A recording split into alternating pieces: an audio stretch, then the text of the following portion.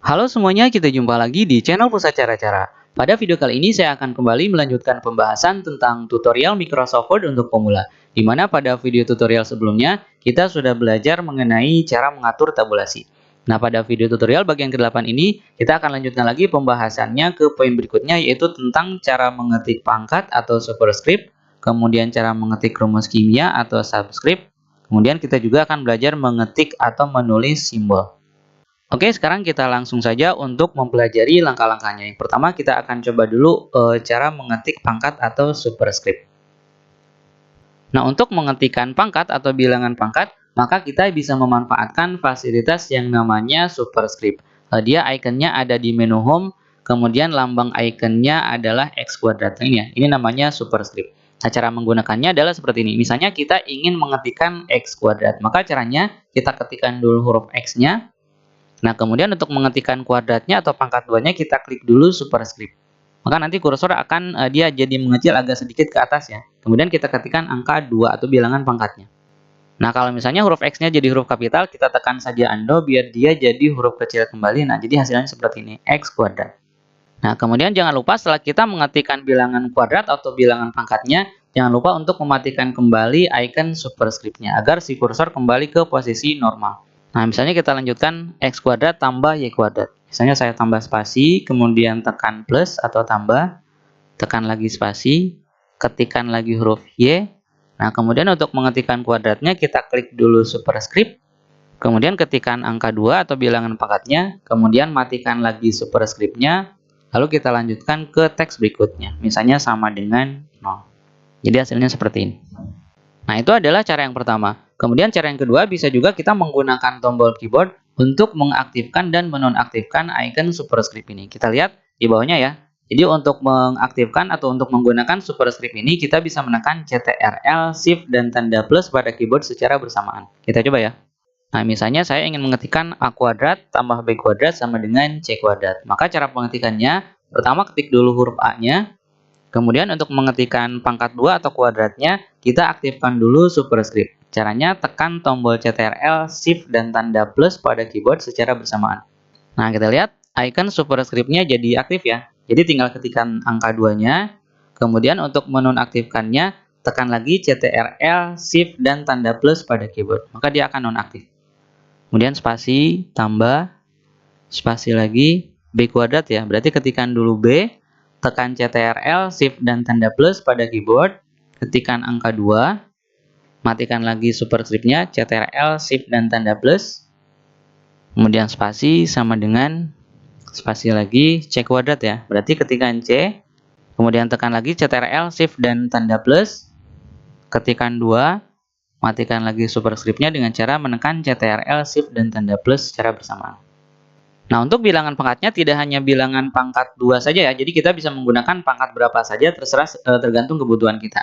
Misalnya A pangkat 5 misalnya berarti ketikkan A dulu, aktifkan superscript-nya, lalu ketikkan bilangan pangkatnya.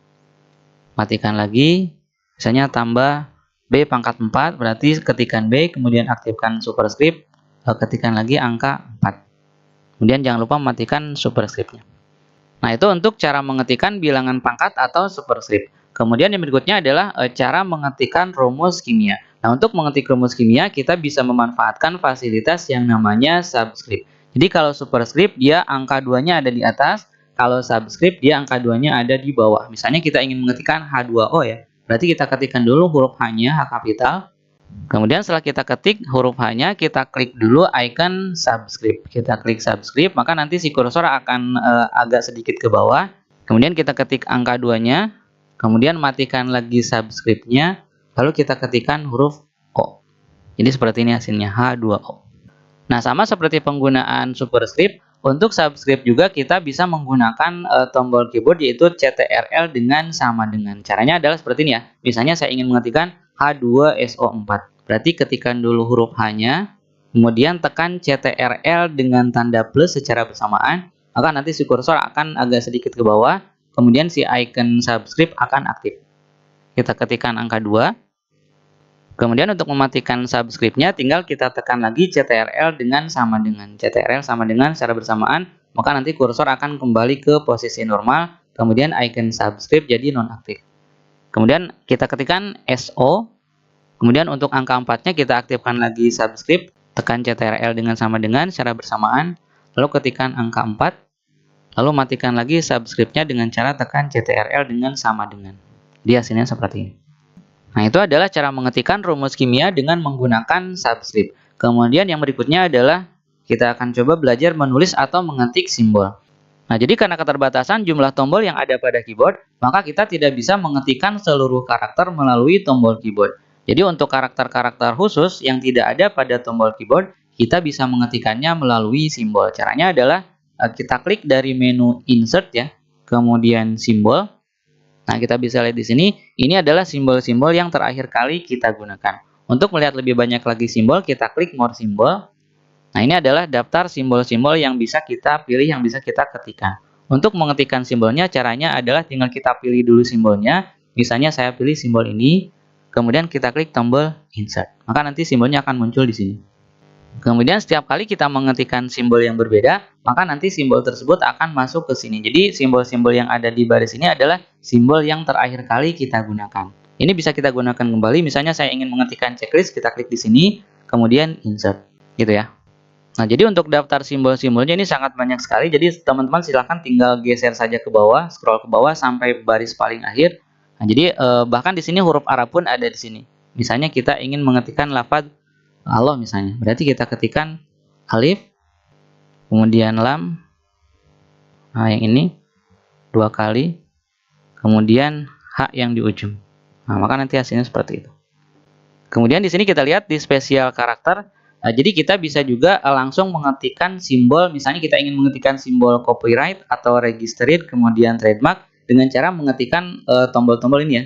Untuk mengetikkan simbol copyright berarti tekan Alt CTRL dengan huruf C. Kita coba ya. Kita coba CTRL Alt dengan C, hasilnya seperti ini. CTRL Alt dengan R, hasilnya seperti ini. CTRL Alt dengan T, hasilnya seperti ini. Nah, kita coba buka lagi kotak dialog simbolnya.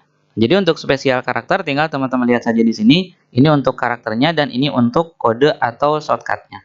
Nah, kemudian bisa juga kita membuatkan kode untuk mengetikkan simbol yang sering kita gunakan. Misalnya kita sering menggunakan simbol checklist seperti ini. Jadi agar nanti tidak usah ribet-ribet mengetik atau mengklik menu simbol menampilkan kotak dialog simbol, maka kita bisa membuatkan kodenya. Caranya adalah kita pilih dulu simbolnya. Misalnya kita ingin membuat kode untuk simbol ini ya, checklist. Kemudian klik autocorrect.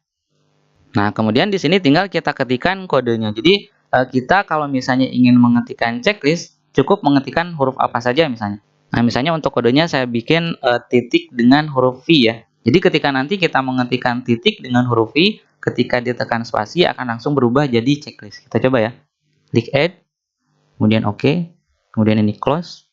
Kita coba titik, kemudian V, kemudian spasi. Nah, maka nanti dia akan otomatis langsung berubah jadi simbol checklist seperti ini. Oke, saya rasa untuk tutorial Microsoft Word bagian ke-8 ini sudah cukup. Jangan lupa untuk menyimak kembali video tutorial berikutnya, yaitu nanti tentang cara membuat header dan footer. Saya ucapkan terima kasih telah menonton video ini dan sampai jumpa lagi di channel Pusat Cara-Cara pada video berikutnya. Terima kasih.